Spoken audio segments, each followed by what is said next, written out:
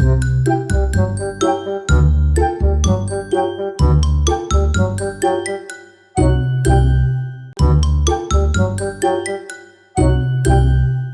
very famous French novelist Marcel Proust, 19th century, he said, "The only true voyage of discovery, the only fountain of eternal youth, would be not to visit strange lands, but to possess other eyes, to behold the universe through the eyes of another, of 100 others, to behold the 100 universes that each of them beholds, that each of them is."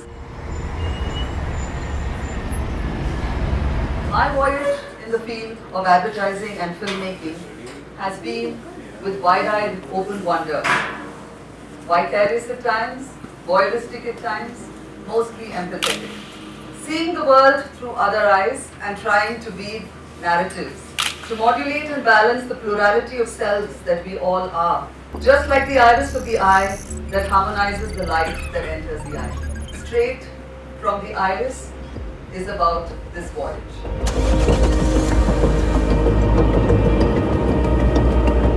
My story began at age 5, where I kept hearing 6 words. Stand on your own 2 feet. I kept hearing it in a Malayalam flavored English. That was my mother's chant. But I would keep asking myself, doing what? What are the options that I have? I want to do something that I like. The options I had were playing. I love to play badminton. And I was a university player. I started playing at the age of 10. And I did play for the state too, but I made my state lose. Gopichand Coalition didn't exist then. So I didn't have any opportunity, so badminton left me. The other option I had was cycling. I loved cycling. I loved the sense of freedom that enveloped you when you just took your cycle out, you know. But I was no tour de force cyclist. But as Einstein said, life is like a bicycle. If you want your balance, you have to keep moving. So I still cycle. The other option, dreaming. But is dreaming a career? I love to dream. Impossible, possible dreams. And you know, I lived in this huge railway bungalow. My father was a senior railway officer. And I had this lovely purple room. So I used to call them purple dreams. But my father used to kid around with me and he said, "I'm sorry, they're abnormal dreams. You know, it can't happen." So he would always bring me down to earth and try to teach me how to be practical. But still, I kept dreaming, I still do, so I travel far away in my dreams anywhere. Writing. I enjoyed writing, so I had another option of writing. Writing, I used to do small scribbles, I used to write in journals, I used to write small, half-finished poems. It didn't matter if nobody read them, but I loved to write, so I would keep writing. And I said, yeah, writing is a possibility. But for my father, writing was a hobby, and he worked elsewhere. So would I make it in writing? So the doubt was always there. The other option, movie watching.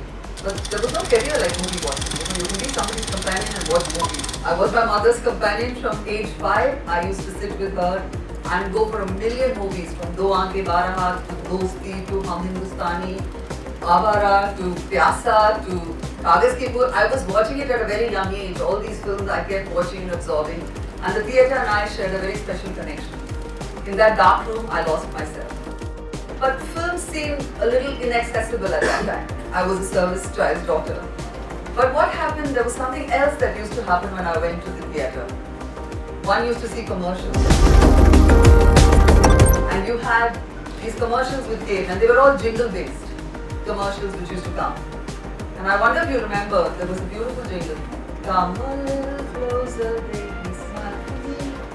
Close-Up toothpaste for the close-up smile. Come a little closer, baby, smile for me. I need a close-up smile from you. For the close-up smile, you need Close-Up toothpaste with 2 whiteners and a mouthwash. Close-Up gives you fresh breath, makes your teeth their whitest white, in regular or mint flavor. Close-Up toothpaste for the close-up smile. So these were all commercials that we used to witness. And that commercial, so I knew there was an option, advertising and writing. So I said, yes, that's something, that's a possibility. There is a great philosopher called Marshall McLuhan, who's a Canadian professor. He said, historians and archaeologists will one day discover that the ads of our time are the richest and most faithful daily reflections any society ever made of its whole range of activities. When we became an independent nation, we were a country used to living the simple life. Advertising's first job was to instill a sense of pride in the Indianness of the brands. And this was done in chaste English by our very own breed of copywriters. English was the predominant language that many people spoke, so English continued to be the language that most copy was written in. And this continued for about 2 decades, where you mostly heard commercials in English, and it used to come on the radio. I wonder if you remember the Dinaka Geet Mala. That was a very important radio program. And you also had print, of course, a few sprinkling of vernacular ads, and you also had the movie-going public, where you went as a movie-going public to the theatres, but it was primarily leading to a literate audience.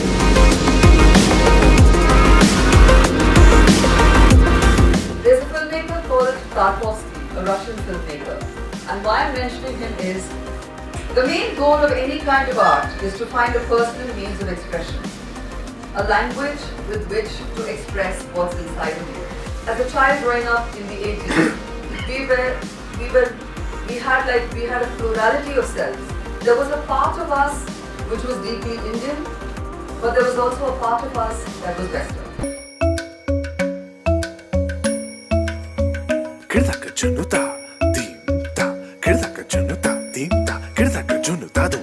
And at the same time in the 80s, we saw the growth of the color television. Because of the Asiad, you had the color television, the Ramayana and the Mahabharata made its entry. And so at that particular moment, advertising grew because opportunities for these exposure through these particular programs appeared. And it was exactly just a few, the blending of the 80s and the 90s happened, and in the 90s all of us know the liberalization happened.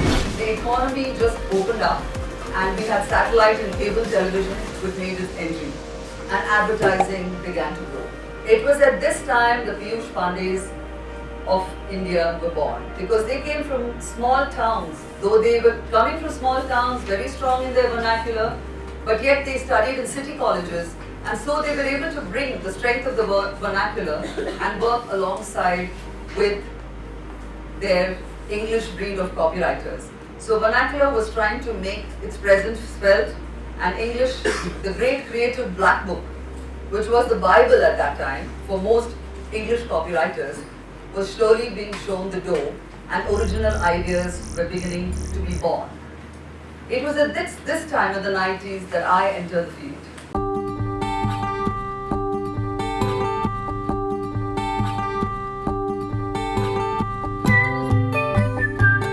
It was a time of innocence, I would say. It was a time of no preconceptions, no chatter, no internet. It was just your own pure thoughts. And it was at this beautiful time that advertising was growing, and I was there at that time.